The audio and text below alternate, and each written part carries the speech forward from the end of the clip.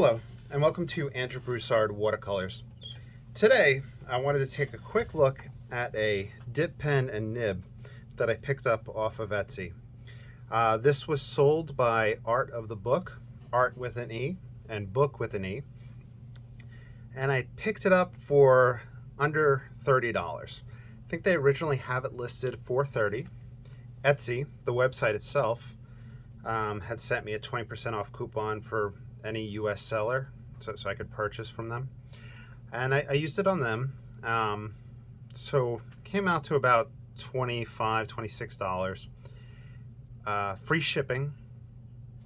When I messaged the seller, because I like to kind of just ask a question or two beforehand before I order something, they were very quick to respond, and they had this shipped out pretty much almost the next day. So really good shop, and I think they have a really high rating. Just a little bit more about the shop. It did come with a little thing saying that you could visit their website, which is artofthebook.com, and it has their festival schedule. So they probably do a lot of selling in person at different locations. So definitely worth checking out. So I picked this guy up to play around with different nibs for drawing purposes. As you know, I'm not a writer and I don't have calligraphy skills, but it did come with a nib, and I figured that we would play around with it. I did play a little bit off camera before I turned the camera on. Well, I had run the camera, but Percy decided to start scratching some paper, so I wanted to restart it.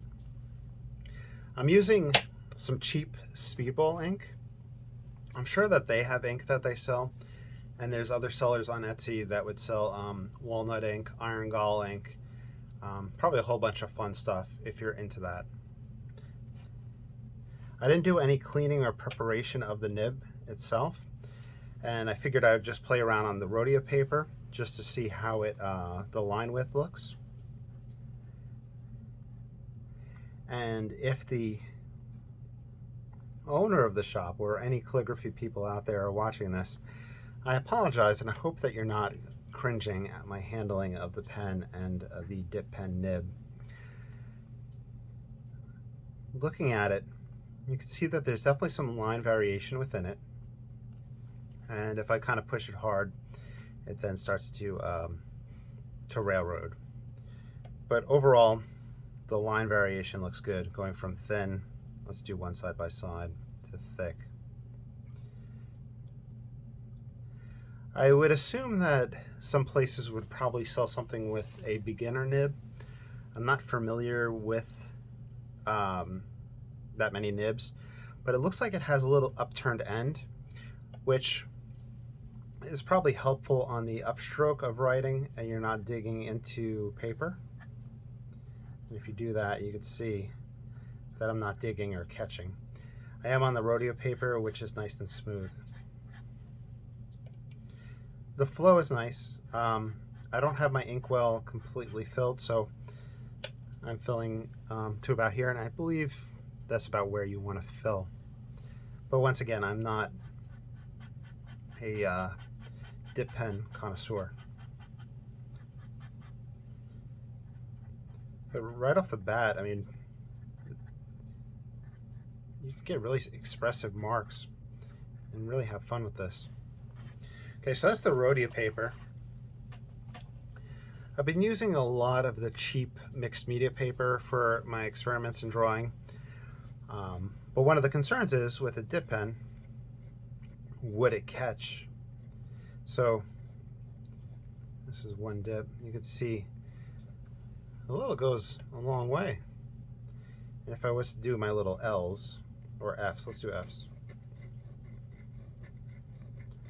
I don't have the light hand of a calligrapher, but it gives you an idea, and you can hear it scratching the paper a little bit, but that's the texture of the paper itself. So overall, for $30 free shipping, or like I said, I had an Etsy coupon, so $26 free shipping. Definitely worth it. when you start looking up dip pen holders themselves, they get pricey. Even the kind of cheapo depot ones. And that's kind of the reason I wanted to treat myself to one, was because of one of the cheaper ones that I had cracked and split. So I was like, let me get a new one and let me try that out. So overall, very visually appealing, very beautiful. There is definitely a different contour to the hand, so I think long writing sessions it might be more comfortable. And I'm gonna then do a video where I play around with the Kakamori nib in it. But overall, think of this, some ink and some paper would really get you started if you really wanted to play around. Maybe a sketch pad, probably drawing paper would be more smooth, or maybe a smooth bristol paper. Okay, Oval Point by Esterbrook, number 788. So you can look that up. I would try to bring it close. Let's see if my camera will focus on it. There you go. You can see a little bit of that little nib end, kind of like a fountain pen nib. It's nice and smooth.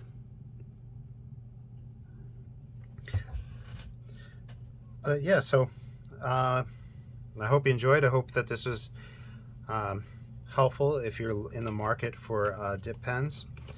And maybe we might even use this nib for sketching purposes, just to play around with a whole video. But I'll be back and I will talk to y'all soon. Take care.